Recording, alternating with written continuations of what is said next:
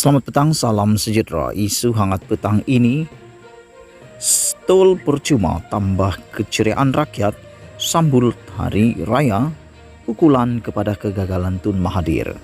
Berita sepenuhnya.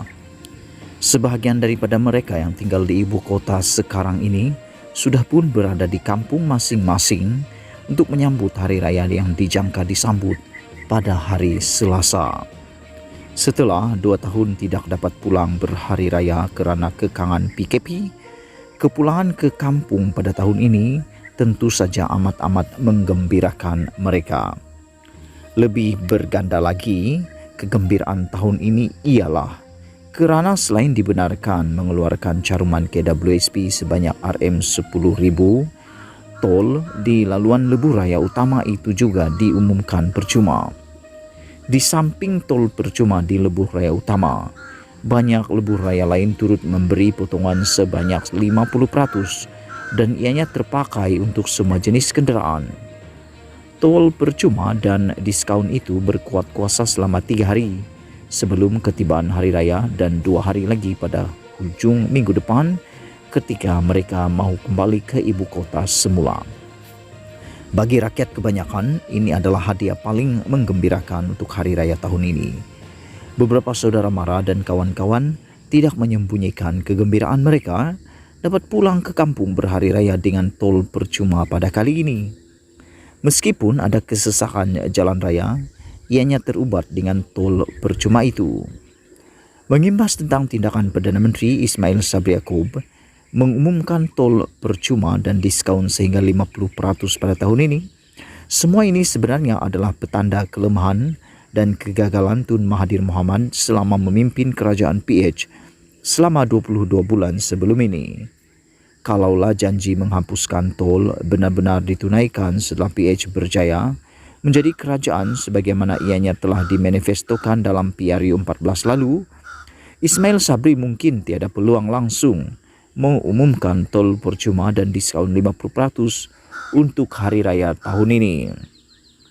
Tetapi disebabkan kegagalan Tun Mahathir itu malah melukakan hati rakyat dengan mengatakan manifesto bukan kitab suci, itulah yang menyebabkan bermulanya penolakan serta bercambahnya kebencian.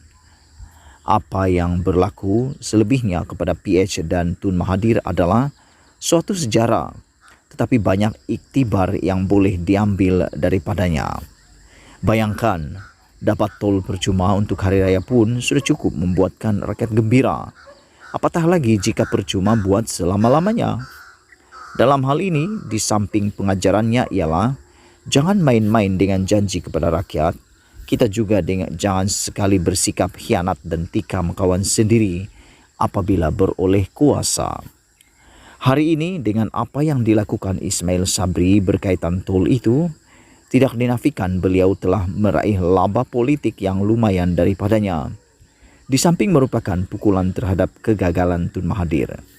Ia bukan salah Ismail Sabri kerana sebagai Perdana Menteri yang telah dinamakan UMNO sebagai poster boy bagi menghadapi PRU 15 datang, selain tugasnya ialah memberi kesejahteraan kepada rakyat, beliau juga semestinya akan berbuat sesuatu yang boleh membuatkannya disukai serta menambah undi buat dirinya. Siapa yang tidak mahu kekal lebih lama sebagai Perdana Menteri? Maka turut dipercayai banyak lagi pengumuman yang akan melegakan hati rakyat akan dilakukan Ismail Sabri selepas ini. Semua orang yang jadi Perdana Menteri pasti akan berbuat hal yang sama, kecuali Tun Mahathir dan menteri-menteri kabinet dalam kerajaan PH yang tidak berani berbuat sesuatu untuk memperingatkan Perdana Menteri tentang janji manifesto ketika itu. Ada kawan dalam UMNO berkata, kalau PRU 14 dulu antara sebab yang memenangkan PH ialah janji tol percuma beserta mungkin beberapa sebab yang lain, tol percuma di hari raya yang diumumkan Ismail Sabri tahun ini tidak mustahil menjadikannya mampu kekal lagi sebagai Perdana Menteri. Ditulis oleh Sahbudin Husin. Sekian isu hangat petang ini. Jangan lupa tinggalkan komen anda. Sila tekan butang subscribe dan kita jumpa lagi. Bye-bye.